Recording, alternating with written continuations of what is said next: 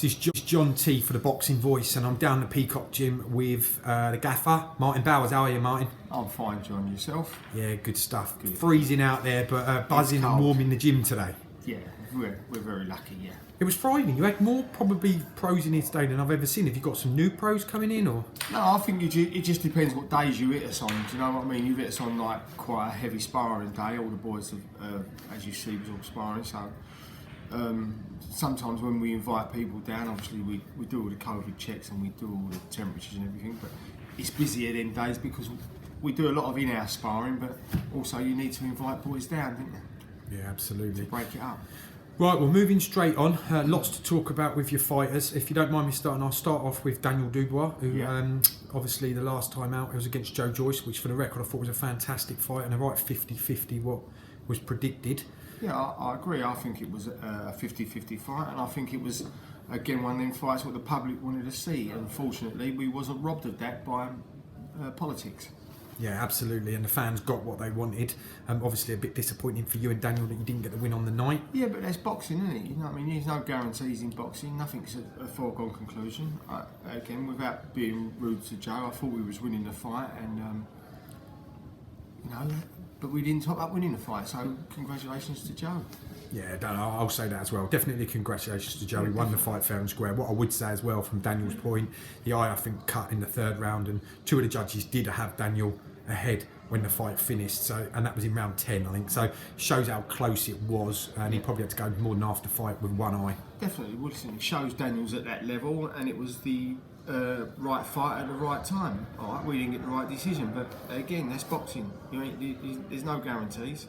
Yeah, excellent. So just on while we're on Daniel, some news last week that Daniel's now changed camps. And he's gone over to fight for Mark Tibbs. Well, he's not as such changed camps because we still manage him, and obviously have got a major input into his career and want to guide it and get it to his fruition. But he's not training in our facility, and he won't be training with us. But again, fighters move on; they've got to do what they think's best for them. There's no hard feeling. It is what it is. We're still busy. We've still got a nice gym, nice load of boys around us, and we all wish Daniel well. Excellent, and as you said, you're managing him anyway, so you've got a strong part of his career there. Well, listen, we want to make sure we get that right. You know, like I said, I think we took the right fight with Joe, and I think it was a fight everyone wanted to see, and Daniel wanted and we wanted. Unfortunately, it never turned out our way, but that's any sport that can happen in, but even more so in boxing. Excellent. Well, let's hope Daniel moves on, and I'm sure it'll all be great. Yeah. Right, moving on here. Fantastic news last week this week got me really excited. I must admit, as a fan and as a journalist, the news that the British Boxing Board of Control, I think the purse bids were won by Frank Warren for Denzel and Felix Cash. What are your thoughts on that fight?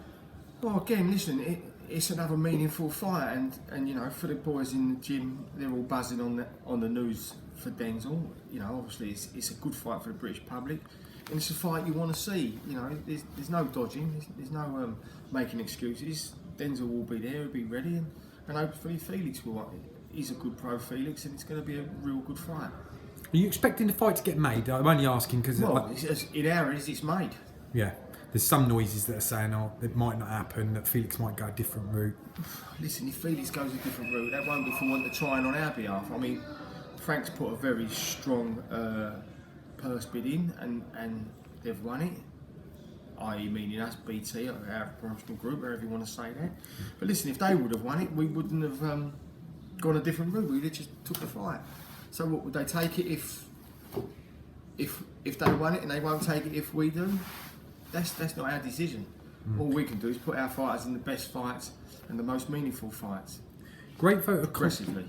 Yeah, great vote of confidence for Denzel. Looking at it from my side, I think from Frank Warren, because he's taken. You know, Denzel's been out there. He's probably the most active fighter in the lockdown and the pandemic, and he's taken tough fights, and he just keeps willing to take these tough fights against top pros. Well, I'm not going to say we're very brave, because it might sound like we are by putting him in 2 hard fights, but we've got a thriving boxing at the moment, and we're really lucky. We've got a pandemic on, and we've got good fighters taking good fights. That's just how it is, and you know, power to our sport for that. So please God, Felix comes and takes that fight. Him and Denzel put on a great performance, and as always, we'll just say best man will win on the night. And the fans definitely win on the night either way. So you're right, great fight if that happens, and hopefully it does. A couple of others that we want to give a shout out to: Chris Bourke and Louis Lin. Both last time looked great. Thanks. Chris Bourke in particular, I think he, sensational. Did not expect him to maybe get rid of Rama Balazza in 2 rounds.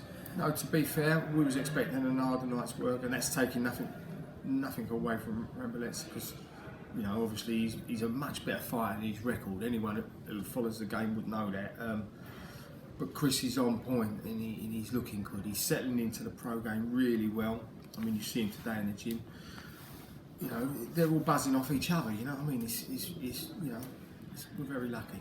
What I like about Chris, he's very level-headed, but he comes across, his boxing brain seems very good, yet he carries power as well. So yeah, which is unusual for the small boys. I mean, that's what's exciting about him and a couple of the other boys we've got.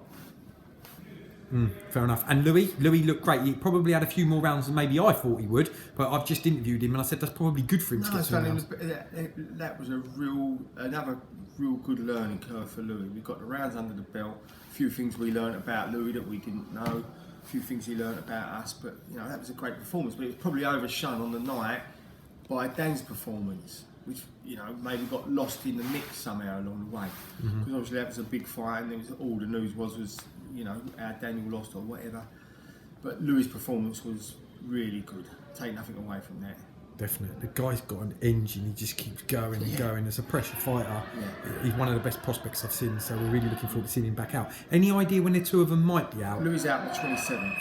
Do we know what Chris, card? we're waiting on Chris. Yeah, he's fighting for the WBC silver. So we don't know what card it is though, or who's headlining yet. I don't know who's going to be the headliner on the 27th. We was down for the 13th, but it's been put forward 2 weeks. But listen, again, we're just blessed to have the boys out. Yeah, definitely. So we're not complaining about a little 2 weeks. Yeah, fair enough. Well, look, before I let you go, I just wanted one last question around on the heavyweight scene. What were your thoughts with Deontay Wilder and Mark Breland? Have you seen much of that? To be fair, I don't do much social. I don't do any social media. This is probably about as much as I do. I might look on YouTube every now and again. I have heard lots of bits and pieces. But listen, that's boxing. People, one person says one thing, one says another. Whether they're truths or not, that might just be the truth in one of their eyes, and it might be the truth in his eye. I don't really know. I don't really care. I obviously like Deontay Wilder, and Breland's a top trainer, so. Yeah, do you think they'll both move on? Just in your opinion, do you think he was right to throw the towel in? Look, you can't say because we wasn't there. His first duty is a duty of care to his boxer. So I tip my hat to him there. Whatever flag he gets after that, it doesn't matter as long as the boxer's safe. He knows, he weighs the situation up. Yeah. He took the right decision, the boxer's safe, he lives to fight another day. Yeah, that is a fact. So I'm sure Deontay will be back. We're all looking forward to that comeback. Well, look, one last thing from me. I know neither of them are your fighters, obviously, but the big fight on everyone's lips at the moment is definitely AJ against Wilder. AJ against Fury. It's sounding like that might be out in June in the summer. Do you think that'll happen? Oh, please God it does, because again, as I keep saying, British boxing is probably the best it's ever been. I think we've got our best runner coaches, best runner boxers, and them two are the pinnacle. They are however you want to say it, the icing on the cake, the cherry on the top. They're the jewel in the crown. So, and they're both British. How lucky are we? Yeah, well, it'll be the biggest British fight of history, I think. And so hopefully they get a rematch. Well, hopefully we have someone on the undercard. Yeah, that'll be nice. Even better. If anyone's listening. Yeah, get it on there. Well, look, thanks so much, Martin, as always, for letting me down Listen, today. all the best to everyone. Keep safe. You too. Cheers. If you enjoyed the video, feel free to hit the like, subscribe, and share. As always, if you want to support us to the next level, head over to the patreon.com/ThaBoxingVoice. We have tons of exclusive from Border Wars, Entitled, betting shows, the list goes on and on and on. But in addition to that, if you guys have questions for fighters, trainers, and promoters, this is where you can submit them. We will run out, get these questions answered, and put it back on the show just for you guys. Appreciate it. Peace.